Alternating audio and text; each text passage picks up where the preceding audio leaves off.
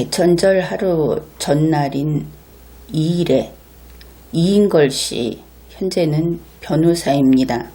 그가 서울중앙지검에 나타났습니다. 이 사건에 대해서 뉴스는 다음과 같은 제목을 뽑았습니다. 정경심 소환 일정 모른다 화이팅. 몇 개 신문이 이렇게 화이팅이라는 단어를 넣어서 보도를 했습니다. 먼저 이인걸 씨, 여러분 귀에 익은 이름일 겁니다. 그는 현재 조국 씨의 아내 정경심 씨의 변호인단 전체 14명인데 그 가운데 한 사람으로 밝혀져 있습니다. 이번 정경심 씨, 조국 씨의 아내 정경심 씨의 변호인단은 LKBN 파트너스라는 곳, 그리고 법무법인 다전, 이렇게 두 곳에서 맡고 있습니다. 앞의 경우에는 변호사 6명이, 그리고 법무법인 다전의 경우에는 8명이 참가합니다. 그런데 LKBN 파트너스의 경우에는 이재명 씨의 그 1심과 2심 변호를 맡았던 김종근 변호사가 여기에 포함이 돼서 이번에 정경심 씨 변호를 맡고 있고, 법무법인 다전의 경우에는 손석희 씨의 폭행사건을 변호했던 그 변호를 맡은 홍기채 변호사, 그리고 이인걸 씨. 이인걸 씨는 청와대 민정수석실의 특별감찰반 반장 출신입니다. 이 두 변호사가 이 다전의 소속이다, 이렇게 되어 있습니다. 그런데 이인걸 변호사가 정경심 소환 일정 모른다, 그리고 그 자리에서 화이팅을 외쳤다. 이 화이팅이라는 말은 최근에 국회에 나와서 정경두 장관이 미소를 지었다 해서 빈축을 사고 있습니다.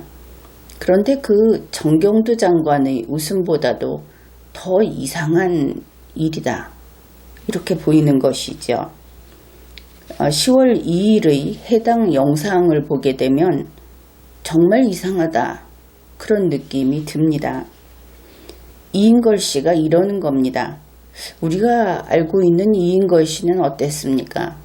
조국 민정수석하고 같이 단정하고, 그리고 어떻게 보면 아주 치밀해 보이는, 인상이 그런지 모르겠지만 차분한 그런 사진이 나왔었습니다. 그런데 이번에는 전혀 그 태도도 또 모습도 상당히 달랐습니다. 그러면서 이런 이야기를 한 것이죠. 계속 웃으면서 그렇게 찍지 마세요 하면서 질문이 나올 때마다 몰라요, 몰라요, 몰라요, 끊임없이 딱 그 한마디를 했습니다.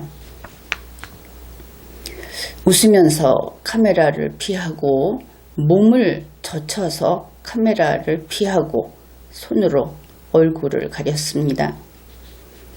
마치 중소도시에 사는 김 과장님의 마누라가 남편 몰래 도박에 빠져서 돌아다니다가 경찰의 일제 단속에 걸려서, 그래서 카메라 앞에 섰을 때처럼 그렇게 얼굴을 들지 못한다. 그 장면은 참으로 어색했습니다. 이상했다 하는 것이죠. 그러니 이상하면 분석을 해보아야 하겠죠. 2019년 10월 2일 조선일보 내용을 소개합니다. 오전 10시 30분쯤 서울중앙지검 청사에 도착한 이인걸 변호사는 정경심 씨가 소환됐느냐 하는 기자의 질문에 모른다, 제가 어떻게 알겠느냐고 답했다. 이렇게 보도를 했습니다. 영상에서는 그런 말도 들리지도 않았습니다.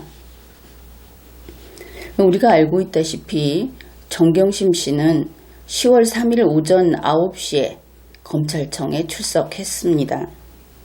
그렇다면 10월 2일 오전 10시 30분이면 이 출석한 시간으로부터 24시간이 채 안 되는 시간을 그 정도 남겨놓고 있는 시점입니다. 그렇다면은 이인걸 변호사는 정경심 씨의 변호인이니까 이 소환 사실을 알았거나 알 수 있었다. 그렇겠죠. 알 수 없었다 하면은 그러니까 알 수 있었다 하는 것은 본인의 능력 차이 이것을 고려한 겁니다. 그런데 이인걸 변호사는 제가 어떻게 알겠느냐고 했습니다. 이것은 변호인으로서는 할 수 없는 발언입니다. 24시간도 채 못 남겨놓은 시점에 이렇게 금세 밝혀질 것인데, 그리고 출석을 하게 되면 일정 기간 그 시간 여유를 주지요. 따라서 이 경우에는 밝힐 수 없다든지 또 나중에 적당한 때에 밝히겠다든지 뭐 이렇게 말을 할 수 있는데, 제가 어떻게 알겠느냐, 그러니까 알 수 없어서 모른다 이런 뜻이 되는 겁니다. 여기에서 그의 말을 믿는다고 치면 그러면 이인걸 씨는 정경심 씨의 변호인이 아닌 것일까, 이런 생각을 해볼 수 있죠. 그러니까 그만두기로 했다든지 그만두라는 말을 들었다든지 이럴 수 있겠죠. 그렇다면 정경심 씨의 변호인으로서 온 것이 아니겠구나, 이렇게 생각할 수 있습니다. 본인이 그거 아니라고 하니까 만일 정경심 씨의 변호인으로서 온 것이 아니라면 다른 사건으로도 올 수 있겠지만, 그런데 지금과 같은 시점에 이인걸 씨가 검찰청에 나타나면 그 앞에 정경심 씨가 나타날 때를 이제나 저제나 기다리고 있는 그 취재진들 앞을 지나갈 수밖에 없다. 그러면 다른 사건 같으면 본인이 안 나왔겠죠. 보통 그렇지 않습니까? 자기가 맡은 사건 때문에 그렇다고 한다면. 그런데 본인이 왔습니다. 꼭 와야 하는 것이구나, 이런 생각을 할 수 있습니다. 그렇다면 변호인으로서가 아니고 혹시 이인걸 씨 자신이 소환돼서 그래서 그 자리에 갔던 것인가, 이것도 생각해 보아야 하는 점입니다. 그런데 이 영상을 보면서 좀 특이했던 것이 그 자동차를 타게 되는데 그때 클렉션을 정말 폭력적으로 눌러대는 그런 것을 봤습니다. 그래서 보고 들었는데, 그러면 그 차를 가지고 온 운전사가 도대체 어째서 그렇게 간큰 행동을 했는가, 그래서 그 부분도 이야기를 해보기로 합시다. 그 이인걸 씨가 나오는 해당 뉴스 영상을 보면 굉음주의 경고문이 붙어 있습니다. 갑자기 큰 소리가 나니까 유의하십시오, 이런 것이 붙어 있습니다. 그렇게 할 정도로 크게 그 클렉션을 몇 번 눌렀다 하는 것이죠. 그런데 그 장소가 어디냐, 검찰청 대문 안에, 그리고 청사 현관 바로 앞이었습니다. 거기에 차를 갖다 댄 것이죠. 이인걸 변호사가 나오는 그 데를 맞춰서 거기에 와가지고 바로 거기서 차를 타고 갈 수 있도록 갖다 댔습니다. 일단 이인걸 씨는 운전사가 딸린 승용차가 있구나, 그것이 자기 거라고 한다면 이것을 알 수 있습니다. 바로 그 이인걸 씨의 운전사가 검찰청 내에서 사람들이 주의를 해야 할 정도로, 귀가 아플 정도로 크게 클렉션을 눌러댔다. 이 점은 특이하죠. 도대체 검찰청 안에 그 건물 현관 앞에서 다 들리는 그런 곳에서 이런 짓을 하는 것은 검찰총장의 운전사도 하지 않습니다. 그렇다면 이렇게 겁없이 세상을 손바닥 안에 놓고 본다는 이런 태도를 보이는 이인걸 씨의 그 운전사, 그러면 그 차가 이인걸 씨 것이 아니라고 한다면 누구 차인지, 그 운전사, 그 간 큰 운전사는 누구의 운전사인지 언론에서는 이것도 밝혀야 할 겁니다. 혹시 그것이 어떤 겁없이 높은 기관에서 나온 그런 차였는지 그것도 밝혀야 하겠죠. 2019년 10월 2일 동아일보를 보면 그날의 일에 대해서 이렇게 보도를 합니다. 이날 이인걸 변호사는 중앙지검 6층에 들른 것으로 알려졌다. 조국 장관 관련 수사를 맡은 특수 2부, 여기에는 고형곤 부장검사가 담당을 하는데 그것은 11층에 있다 그랬습니다.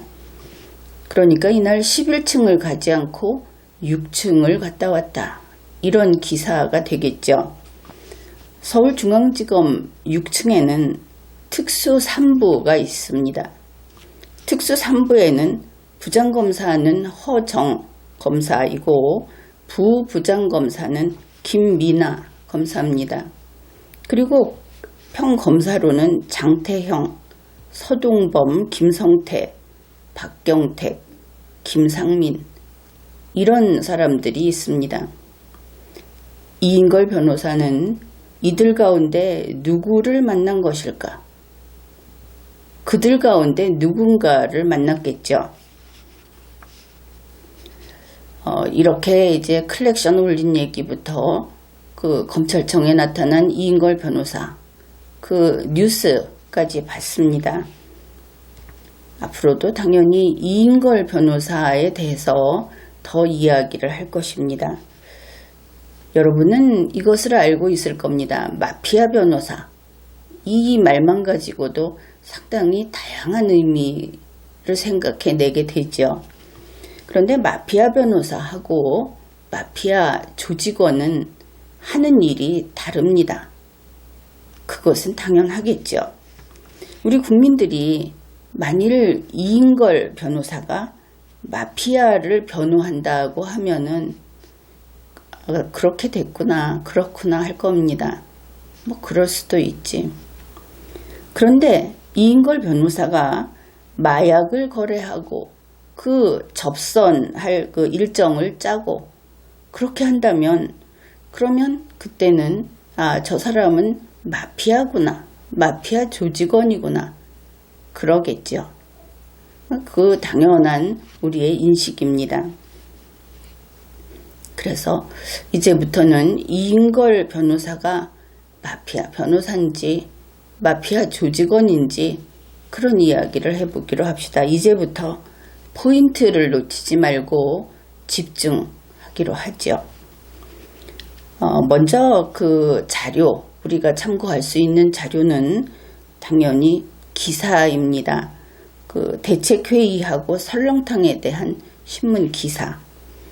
8월 30일자 뉴스를 보면 이런 내용이 있습니다. 정경심 씨의 그 컴퓨터, PC를 동양대에서 같이 들고 나왔다고 하는 김 씨라는 사람이 있죠. 조국 씨 집에 집사다, 이런 이야기도 하고, 그 김 씨에게 조국 씨의 아내 정경심 씨가 이런 이야기를 했다고 합니다. 정경심 씨가 자신의 남동생 그리고 변호인, 이 사람은 이인걸 변호사입니다. 변호인과 함께 대책회의를 하던 중 남편과 아들이 먹을 설렁탕 2그릇을 포장해서 집에 갖다 줘라고 했다, 이런 뉴스가 있습니다. 이 내용에서 우리가 알 수 있는 것은 정경심 씨를 비롯한 이 사람들이 모여서 대책회의를 했다. 8월 30일 현재 이것이 뉴스가 나왔으니까, 그러면 거기에 있는 사람들이 누군가? 조국 씨의 아내 정경심 씨, 조국 씨의 처남, 조국 씨의 부하였던 청와대 특감반장이었던 이인걸 씨, 그리고 조국 씨 아내의 재산관리인인 김 씨. 일단은 이런 사람들의 이름이 나와 있습니다. 그리고 내용상 조국 씨하고 조국 씨의 아들 조원 씨는 조국 씨네 집에 있다, 자택이 있다, 이것을 알 수 있죠. 그런데 앞에 소개한 기사에서 이 대책회의를 한 장소가 설렁탕 집일까? 아니면 아닐까? 이런 것을 좀 짐작해 볼 수 있는 부분이 있는데, 회의를 하던 중에 김 씨에게 설렁탕 2그릇 포장해서 집에 갖다 줘라 했다는 것이죠. 물론 회의 장소가 설렁탕집이 아닐 수도 있습니다. 그러면 김 씨는 회의 장소에서 나가서 설렁탕집에 가서 설렁탕을 포장해서 그걸 조국 씨에게, 조국 씨가 있는 그 집에 갖다 줘야 하는 것이죠. 그런데 그것은 좀 이상합니다. 만일 지금 있는 곳이 설렁탕집이 아니라면 굳이 김 씨가 그렇게 설렁탕 배달까지 할 필요는 없을 것이다. 왜냐하면 전화로 주문하면 그냥 배달해 주니까 그렇겠죠. 그래서 이 회의를 하는 장소가 설렁탕 집일 가능성이 높다, 이렇게 생각을 해두기로 합시다. 그런데 지금 시간이 어느 정도 됐을까? 저녁 식사를 위해서 이것을 갖다 줘라 했기 때문에, 그러면은 이 사람들은 저녁을 먹으면서 김 씨는 저녁을 안 먹이고 이 밥심부름을 시키는가? 그렇게 보자면 8월 28일 조국 씨 서재에서 그 컴퓨터의 하드디스크 교체를 하는 그 증거인멸 작업을 했던 그때의 뉴스를 보면 조국 씨하고 조국 씨 집안 식구들하고 이 김 씨는 한 상에서 같이 밥 먹는 사이다, 그것을 알 수 있습니다. 그래서 밥을 안 먹이고 일만 시키는 그런 관계는 아니다. 그렇다면 이렇게 생각해 볼 수 있죠. 이 밥심부름을 보낼 때는 저녁 식사 시간이기는 한데, 조국 씨한테 저녁을 먹여야 할 시간이기는 한데, 이 대책회의팀은 아직 설렁탕을 먹기 전이었을 것 같다, 그렇게 볼 수 있겠죠. 왜냐하면 심부름을 갔다 오면 같이 먹으려고 그럼 그동안의 이야기를 좀 더 하면서 있을 수도 있을 것이다. 이쪽에서 먼저 먹는데 밥도 안 먹고 심부름을 시킨다는 것은 우리 한국의 그 감정상, 한국인의 감정상 상당히 그 상대방을 같은 한 식구로 취급을 안 하는 태도이기 때문에 그런 일은 잘 하지 않죠. 그렇다면 여기에서 한 가지 더, 요 시간이 저녁 시간보다 조금 이른 시간이었겠구나, 이것을 갖다 주고 오면은 조국 씨는 저녁 식사 시간에 맞춰서 밥을 먹고 갔다 오게 되면 이 사람들은 거의 저녁 식사 시간에 설렁탕을 먹을 수 있을 것이다. 이 정도 된다면은 무난하게 이해를 할 수 있을 것 같습니다. 그렇다면은 이 대책회의를 하는 설렁탕집이라는 것은 조국 씨 자택에서 상당히 가깝지 않을까? 이런 것들까지 우리가 생각을 해볼 수 있는 겁니다. 그런데 이때 뉴스를 보면은 정경심 씨가 조국 씨한테 저녁 뭐 먹을 건지 혹은 설렁탕 먹을 건지 이렇게 물어봤다는 내용이 없습니다. 그냥 회의 중 갖다 주고 와라, 이렇게 했다는 것이죠. 또 물어보지 않았다는 것은 이후의 사정을 좀 보더라도 맞는 것 같습니다. 같은 8월 30일자 뉴스에 이런 내용이 있습니다. 그런데 조국 장관의 아들이 근처 편의점에 가서 저녁을 해결하겠다고 하는 바람에 김 씨와 조국 장관 둘이 식탁에서 설렁탕을 먹었던 것으로 알려졌다. 그러니까 설렁탕 2그릇을 가지고 갔더니 조국 씨 아들이 난 설렁탕 먹기 싫다 이랬다는 것이죠. 그러면 앞에서 물어보지 않았겠구나. 이런 우리의 그 추론이 맞는 것이다. 그렇게 볼 수 있을 겁니다. 그런데 조국 씨는 그렇지 않았죠. 물어보지 않았는데 어째서 갑자기 설렁탕이 집으로 배달돼 온 것인지, 이 시간에 자기 아내는 어디서 뭘 하고 있는 것인지 전혀 묻지 않았습니다. 더구나 자연스럽게 설렁탕을 먹으면서 사모펀드에 대한 이야기를 했다는 것이죠. 그 처남하고 아내하고 뭐 이런 지금 결국은 관련된 사건 아닙니까? 그것을 그냥 아는 척하고 김 씨에게 얘기를 했다. 그렇다면 정경심 씨가 현재 설렁탕 집에 있고 설렁탕을 저녁으로 배달해 올 것을 알고 있었겠구나. 이렇게 그 내용을 분석해 볼 수 있습니다. 그리고 보니 지난번 조국 씨 자택 압수수색을 할 때도 신문에서 그 빈 그릇을 가져갈 때 보니까 뚝배기를 봤다고 했는데, 그러면 그때도 이 집 설렁탕을 시켰던 것인가? 또 그런 생각도 해볼 수 있는 것이죠. 그런데 조국 씨는 더 나중에 언론에 이렇게 이야기를 합니다. 자기 자신을 가리켜서 가장이다. 그 집 가자에다 어른 장자를 쓰는 가장이다. 이렇게 말을 했습니다. 가장이라는 것은 집안의 어른이라는 뜻이고, 결국 조국 씨의 아내, 조국 씨의 아들, 조국 씨의 처남, 이들의 윗사람이다. 그런 뜻이 되겠죠. 한편 이인걸 변호사의 경우에도 다르지 않은 것이 직전까지 상관이었습니다. 그러니 역시 윗사람이다. 그 대책회의를 했던 자리에 있는 모든 사람의 윗사람이다. 이것을 알 수 있습니다.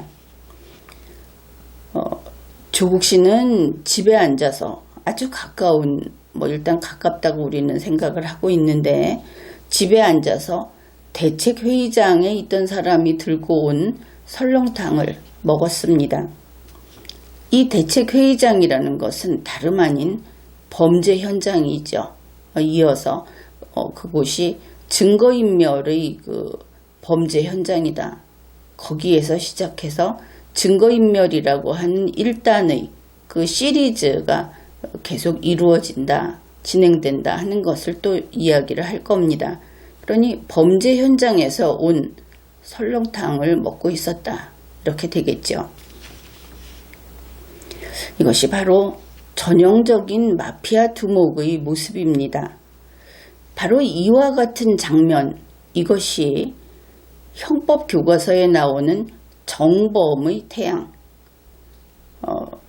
여러분이 생각할 때는 그 단독범일 경우에 주범 이렇게 이야기를 하죠.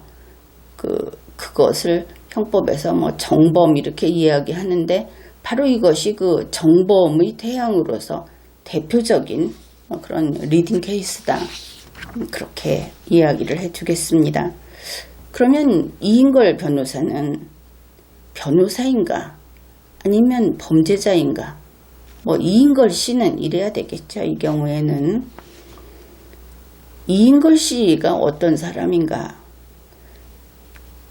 청와대 휴대폰 혹은 컴퓨터 등의 그 포렌식이라고 하는 강제수사, 그것으로 악명이 높았던 조국 민정수석의 부하입니다. 그 수사팀, 거기 이름을 청와대 특별감찰반이라고 하는데 그곳의 반장이었던 자다. 이런 것이죠. 그가 이 대책회의에 참석을 했다. 대책회의는 8월 중순부터 한동안 했다고 합니다. 뉴스에 이런 내용이 나와 있습니다. 대책회의에서 동양대 PC를 언제 어떻게 가져올지를 놓고 의견이 오갔다. 언제 어떻게라고 하는 것은 때와 방법입니다. 할 것인가 말 것인가가 아니고 하기로 해놓고 그 다음 단계, 그것을 알 수 있죠. 따라서 이 대책회의에서는 증거인멸을 논의했다. 이렇게 볼 수 있습니다. 그러면 증거인멸이 무엇인가? 형법상 증거인멸 등의 죄라고 하는 것은 독립구성요건이라고 합니다. 독립된 범죄인 것이죠. 형법 제155조 제1항입니다. 타인의 형사사건 또는 징계사건에 관한 증거를 인멸, 은닉, 위조 또는 변조하거나 위조 또는 변조한 증거를 사용한 자는 5년 이하의 징역 또는 700만 원 이하의 벌금에 처한다. 제2항입니다.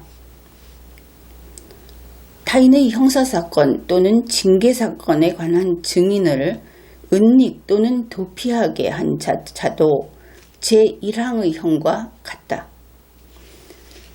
그래서 이 독립한 범죄고 바로 그 대책회의의 자리는 범죄 현장이다. 이인걸 씨는 그러한 범죄 현장에 있었으면서 그리고 정기적으로 참가를 했으면서 지금까지 수사기관에 신고를 했다 하는 이야기가 나오지 않고 있습니다. 신고 안 했다고 알려져 있는 것이죠. 이 은닉을 어떤 것들을 했는가? 2019년 8월 28일 조국 씨의 서재에서 컴퓨터 하드디스크를 교체했습니다. 이것은 증거인멸 행위입니다. 8월 30일 그 앞에서 이야기한 설렁탕 대책회의 거기에 이인걸 씨가 참석을 했고 8월 중순부터 쭉 이렇게 참석을 했다 하는 뉴스가 나와 있는데 바로 이 대책회의 이후에 다음과 같은 일이 생깁니다. 8월 30일에서 31일 그쯤에 정경심 씨가 동양대 총장에게 다음과 같은 이야기를 합니다. 검찰 압수수색 때 서류를 안 줘도 문제될 게 없다. 정경심 씨가 동양대 총장에게 검찰의 수사에 협조하지 말라고 이야기를 한 것이죠. 그 다음에 정경심 씨 스스로와 관계된 서류는 하나도 주지 마라. 정경심 씨와 관련된 서류를 하나도 주지 마라. 그리고 서류 주면 총장님도 다친다.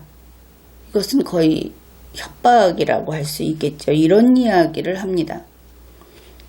8월 31일부터 9월 1일 사이에는 정경심 씨가 동양대에 가서 컴퓨터를 반출합니다. 그것도 심야에 자정 무렵에. 그뿐 아니라 서류 등을 이렇게 안고 있으면은 얼굴까지 올라오게 그렇게 서류 등을 다량으로 반출을 합니다. 그것도 정경심 씨가 변장을 하고 반출을 한 것이 CCTV 영상으로 남아 있습니다. 이날 PC 반출에 대해서 조국 씨하고 김 씨의 진술이 엇갈리는 부분도 유의해야 할 대목이라고 봅니다. 김 씨는 정경심 씨가 이 PC를 꺼내온 그때 경북 영주 동양대 근처에 자택이 있고 그 자택으로 갔다. 거기에 또 집이 있다는 것이죠. 어쨌든 사는 곳이 있다. 그 다음에 부산으로 갔는지는 모르지만 그렇게 이야기를 했는데 국회 인사청문회에서 조국 씨는 정경심 씨가 몸이 너무 안 좋은 상태에서 동양대에서 곧장 부산으로 갔다. 그러면 이 동선에서 영주에 있는 자택이라는 것을 숨겨버린 겁니다. 이것 또한 중요한 문제가 되겠죠. 그 다음에 이 증거인멸 작업 중에 상당히 좀 일반인들 사이에선 일어나지 않는 그런 일이 9월 1일 0시부터 당일 오전 10시까지 사이에 동양대의 CCTV 영상을 보면 곳곳이 지워져 있다. 이렇게 뉴스 보도가 됐습니다. 결국 그것이 누가 되었든 전문가가 이 범죄에 개입하고 있다. 그렇게 생각할 수 있는 대목이죠. 그리고 2019년 9월 3일 서울중앙지검 특수 2부가 동양대를 압수수색했습니다. 이러고 보면 압수수색 들어오기 이틀 전에 증거인멸을 결행했다. 이것을 알 수 있죠. 검찰의 활동 패턴이라든지 또 실제로 일정이 어떻게 되는지 이런 것들을 잘 알고 있는 사람이 증거는 어떻게 숨겨야 되는지 이런 것들을 지휘한 것처럼 보이는 그런 느낌을 강하게 받습니다. 그뿐 아니라 9월 5일에 정경심 씨는 반박보도 청구를 합니다. 내용이 이렇습니다. 조국 부인 동양대 압수수색 직전 컴퓨터 외부 반출이라고 하는 언론보도, 거기에 대해서 반박보도를 청구한다. 이런 입장문을 발표한 겁니다. 상당히 당돌하죠. 지금 보면 그 과정이 어떻게 됐는지 정경심 씨의 주장이 믿을만하지 않다. 이런 것들이 상당히 명확해지고 있는데 그 당시에 이렇게 착착 어떤 순서를 정해놓고 일을 하는 겁니다. 사실 9월 1일 그 물건 반출을 할 때도 좀 놀라운 것이 거의 분 단위로 움직이고 있다 하는 것이죠. 정경심 씨가 무슨 군인도 아니고 그 보통 주부나 나이 든 여성들이 어떤 일을 할 때 뭐 1분 단위로 어떻게 움직여 간다든지 하는 순서에 오류 없이 그대로 한 번에 진행이 되도록 이렇게 하고 있는 것을 보도의 그 사진이라든지 하는 것을 통해서 확인할 수 있었습니다. 결국 마치 어떤 매뉴얼이 있어서 그대로 착착 단계별로 증거인멸 프로젝트를 진행하는 모습, 그것을 볼 수 있었던 것이죠. 그래서 이인걸 변호사가 이 대책회의 자리에 계속 있었다는 점, 그리고 증거인멸 행위가 대책회의 내용의 실행으로 보인다는 점, 이런 점 등에서 이인걸 씨에게는 범죄 혐의를 둘 여지가 있다. 그렇게 봅니다. 바로 그런 이유에서 혹시 10월 2일에 검찰청에 간 것은 그런 용의자나 혹은 피의자로서 출석을 한 것인가? 이렇게 의문을 가질 수 있는 것이죠. 어떻든 이인걸 씨에게 이러한 범죄 혐의를 둘 만한 그런 충분한 여러 가지 근거들이 있다. 그러면 그가 범죄 혐의가 있는지 없는지는 검찰이 신속하게 밝혀야 합니다. 왜냐하면 그는 검찰 내부인이라고 볼 수 있는 그런 성격이 있기 때문에 그의 인맥이라든지 여러 가지 면에서 그는 검찰 내부에 들어와 있는 사람일 수 있고 바로 그런 면에서 실체적 진실을 밝히고자 하는 수사 자체를 망칠 수도 있는 요소다. 그런 면에서 그에게 범죄 혐의가 있다면 신속한 어떤 조치를 취해야 한다. 그를 빨리 그 피의자로 전환을 하든지 이런 식으로 해야 할 겁니다. 이것은 매우 중대한 문제이고 그래서 만일 그에게 범죄 혐의를 인정한다면 그러면 조국 씨 관련 일체의 사건에서 손을 떼야 하겠죠. 범죄 혐의자가 변호인이 될 수는 없습니다. 한 가지 이와 관련해서 또 우려가 되는 것은 지난번 조국 씨 자택을 압수수색했을 때 그 입회 변호인 중에 이인걸 씨가 있었던가, 이 부분도 밝혀야 할 것이라고 봅니다. 범죄 혐의자가 변호인으로서 이런 일에 관여를 하면 안 되는 것이기 때문에 이인걸 씨가 입회 변호인이었는지 아니면 적어도 가까운 곳에서 그 사람들을 지휘하면서 이 입회 활동에 관여를 했는지 이것도 밝혀야 한다. 그렇게 생각을 합니다. 지금까지 리걸마인드 연구소였습니다.